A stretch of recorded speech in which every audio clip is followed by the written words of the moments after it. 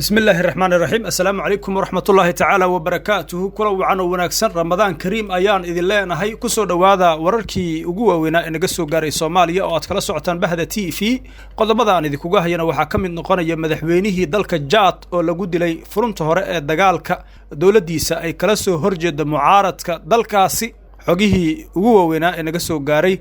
جيريدا مدحوينه دلك جات أيان إذا سو جد بنا يا قد مضى كلا وحكم النقانة madaxweyne farmaajo oo soo gabagabeeyay socdaalkiisii Kongo isaga oo dib ugu soo laabtay magaalada caasimadda ee Muqdisho wada hadaladii dalka Kongo uu kula soo qaatay madaxweynaha dalkaasi ayaan idin soo baahinaya qodobada kale waxa ka mid noqonaya madasha badbaado qaran oo dalab xasaasi ah u dirtay golaha ammaanka ee qaramada midoobay dalabkaasi muxuu salka ku hayaa ra'iisul wasaaraha xukuumadda Soomaaliya oo beesha habargidir u sheegay qaabka ay u wajahayaan arinta General Sadaq John iyo xaafadda shirkale wararkii ugu dambeeyay ayaan idinkaga hayaa mas'uul ka tirsanaa maamulka degmada Daynile oo maanta lagu dilay qarax miino oo lagu la egtay wadada Daarusalaam ee magaalada Muqdisho qodobadaas iyo qodobo kale oo aan idin qarinayo ayaan idin hayaa ee ku soo dhawaada mar kale iyo xogihii ugu waaweynaa ee naga soo gaaray Soomaaliya waqti wacan ayaan idin rajeynayaa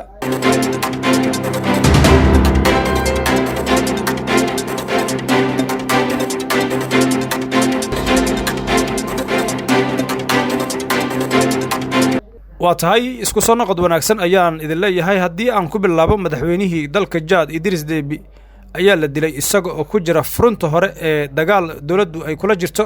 kooxaha mucaaradka sida ay sheegeen saraakiil ka tirsan ciidamada dalkaasi madaxweyne Idris ayaa isniintii tagtay markii lixaad waxa uu ku guuleystay doorashada madaxtinimada ee dalkaasi taasi oo mas'uuliyiinta codbixiyaasha ay sheegeen in uu helay 79 boqolkiiba codadka markaas la dhiibtay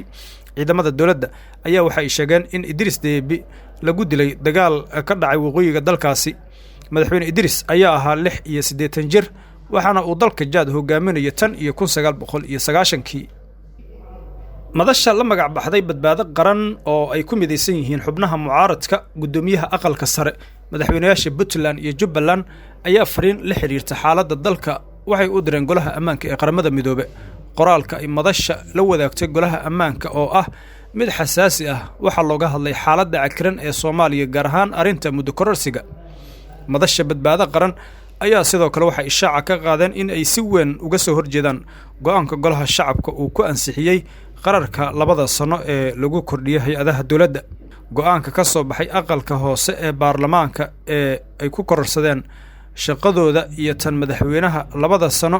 waxba kama jiraan ayaa lagu yiri warqadda loo gudbiyay golaha ammaanka ee qaramada midoobay sidoo kale madasha badbaado qaran ayaa qaramada midoobay waxa ay ka dalbadeen in fariintooda laga akhriyo golaha hortooda waxa sidoo kale ay intaasi ku sii dareen in tallaabada ay qaadeen xildhibaanada golaha shacabka ay qatar ku tahay xasiloonida nabadda iyo horumarka Soomaaliya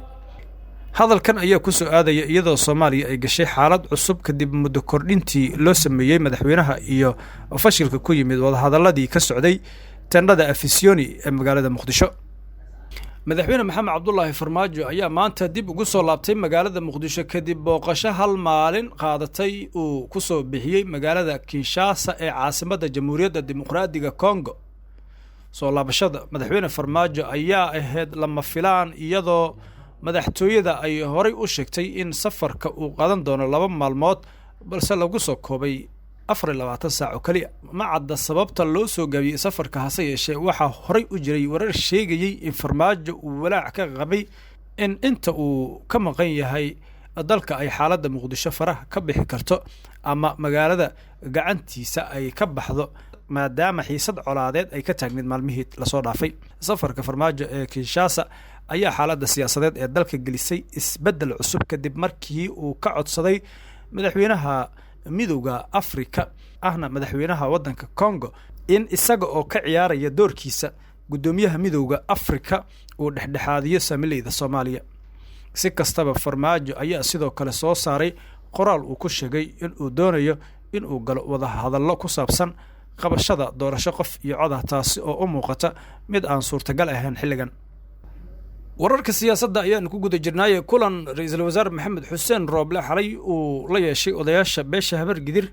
ee taageersan dawladda ayuu ku cadeeyay in dawladda wakhtigeeda dhammaaday aysan duulaan iyo weerar ku qaadi doonin taliyihii guud ee ciidamada booliiska gobolka banaadir genaraal Saadiq John oo xilkii iyo darajadii toddobaadkii hore uu ka xayuubiyey madaxweyne Farmaajo. suldaanka beesha habargidir Suldaan Mahdi Cabdirasaaq Maxamuud oo shir jaraa'id ku qabtay magaalada caasimadda ee Muqdisho xalay fiidkii ayaa waxa uu sheegay in ra'iisul wasaare Maxamed Xuseen Rooble uu damaanad qaaday in dowladda xilligeeda dhammaaday aysan duulaan ku ahayn deegaanka shir kale oo fariisin uu ka dhigtay genaraal Saadiq John. ra'iisul wasaaruhu waxa uu damaanad qaaday in dowladda aysan duulaan ku ahayn shir kale Saadiq Johnna aysan duulaan ku ahayn arrintaasina ay jecel yihiin qaab wada hadal iyo sidoo kale isfaham in lagu dhameeyo iyadoo meesha laga saarayo waxyaabo ku saabsan gacan ka hadal.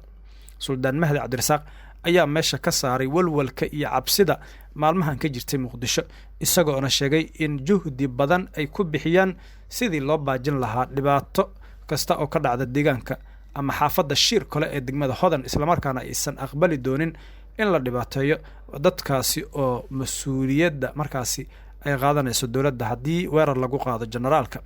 waxa uu tilmaamay suldaanka iyo ra'iisul wasaaraha iyo madaxda maamul goboleedyada Galmudug iyo Hirshabeelle ay markaasi uga mahad celinayaan sidii ay u soo bilaabeen wada hadallada lagu baajinayo in dagaal uu ka dhaco shir kale. sidoo kale waxa uu Suldaan Mahdi uu tilmaamay in xildhibaanada habiye ay habeenadan ku baaqayeen difaaca Saadiq John in ay markaasi la kulmi doonaan isagoona ugu baaqay madaxda maamul goboleedyada kale in ay nabadda iyo xasiloonida dalka ka shaqeeyaan. ugu dambeyn faahfaahin dheeraad ah ayaa waxaa laga helaya qarax nuuca miinada ah oo maanta ka dhacay wadada Daarusalaam ee magaalada caasimadda ee Muqdisho kaasi oo geystay khasaare isugu jira dhimasho iyo dhaawac. wararka ayaa sheegay in qaraxa uu ahaa mid aad u xoogan lala beegsaday gudoomiye ku-xigeenka arrimaha siyaasadda ee maamulka degmada Daynile mas'uulka lagu magacaabi jiray Cabdi Maxamed Maxamuud kaasi oo dhaawac ka soo gaaray qaraxaasi kadib u geeriyooday. sidoo kale waxa goobta gaaray ciidamo ka tirsan kuwa ammaanka Soomaaliya oo howlgallo kooban halkaasi ka sameeyay. xaaladda goobta uu qarax ka dhacay ayaa aad markaasi u kacsaneed saacadihii la soo dhaafay waxaana muddo kooban uu hakad ku yimid dhaqdhaqaaqa wadada gasha xaafadda Daarusalaam. weli ma jirto wax hadal ah oo ka soo baxay saraakiisha laamaha ammaanka iyo maamulka degmada Daynile oo ku aadan dhacdadaasi. qaraxan ayaa qayb ka noqonaya falal liddi ku ah amniga kuwaasi oo isugu jira qaraxyo iyo sidoo kale dilal qorsheysan oo qaarkood ay sheegteen mas'uuliyadooda xarakada Al-Shabaab.